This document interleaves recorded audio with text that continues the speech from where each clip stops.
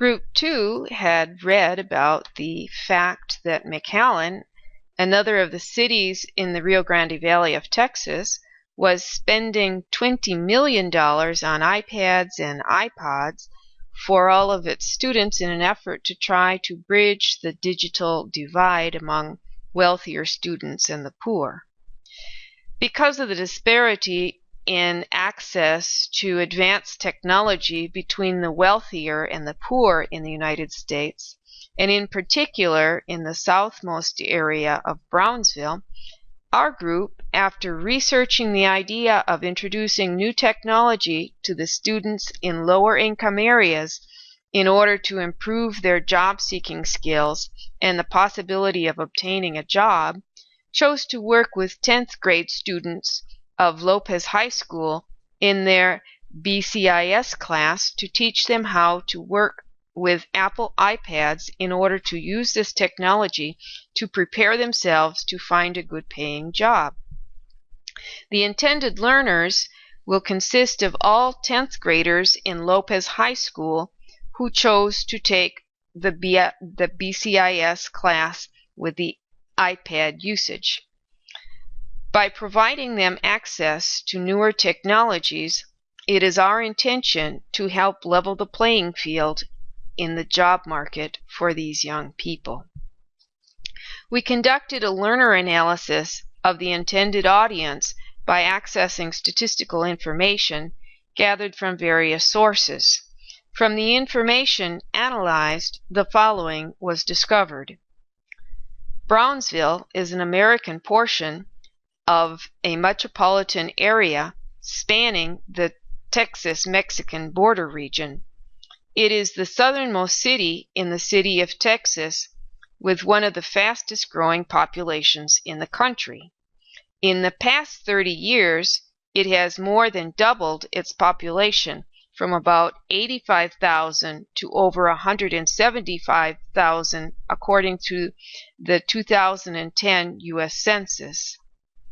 37.3% of the population is from 0 to 19 years old. About 10% is 65 years old or older, with the rest of the population falling into the working age adult category. Many of the residents in the two cities, Brownsville and her sister city, Matamoros, go back and forth across the border to school or to work on a daily basis. The population of Brownsville is predominantly Hispanic, about 91.28% according to statistics, while the population of the southmost area is over 99% Hispanic of Mexican descent. 98% of the residents of the southmost area consider the ties between the two cities to be very strong. About 25% were born in Mexico, although about 50% have lived in Mexico at some time during their lives. Brownsville is located in Cameron County, one of the poorest counties in the state of Texas. Lopez High School is situated in the southernmost area of the southernmost city in the state of Texas, so the area in which it is located is appropriately called southmost. The southmost area, where Lopez High School is located, is one of Brownsville's poorest sections. In other words, our intended learners are among the poorest of the poor in the United States.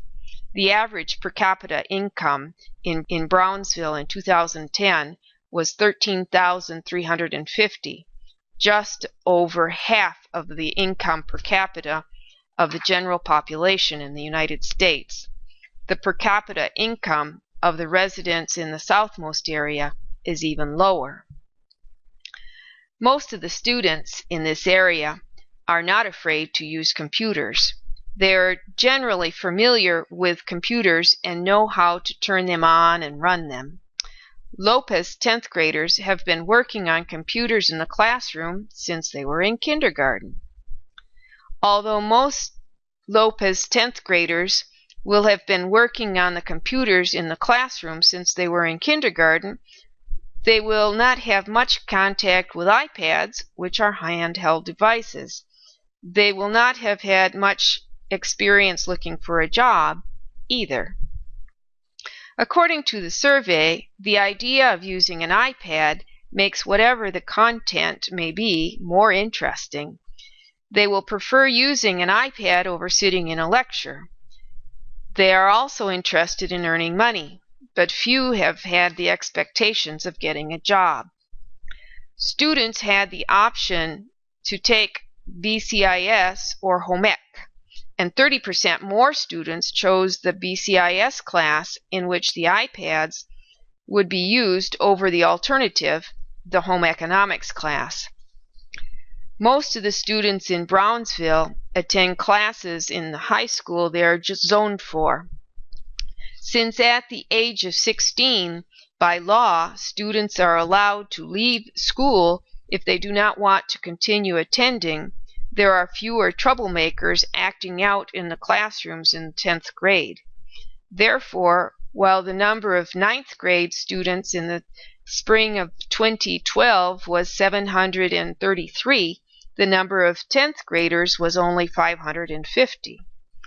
All intended learners are between the ages of 14 and 17, and most of the remaining students understand that there is value in attending school and that without an education, they have little chance of getting a good job and earning a good living.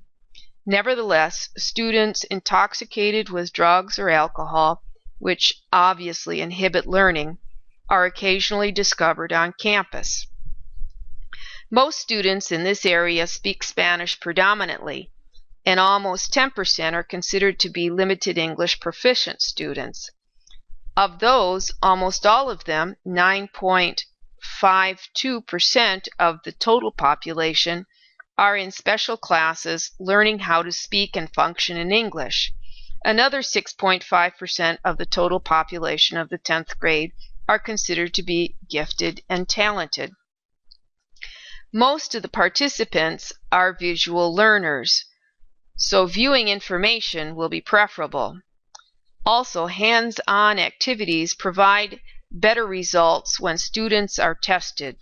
According to testing, this population shows good adaptation to working in groups. Their preferred language is generally Spanish, but in order to get a job in the United States, they must usually be able to speak in English. English is the language in which classes are conducted in the United States. One more piece of information that we found was that, being right on the border with Mexico, most students are familiar with at least one victim of the drug violence currently occurring in Mexico, their neighbor to the south. Sometimes the victims are family members, which can affect their ability to concentrate on lessons. And about 16% go to church at least once a month.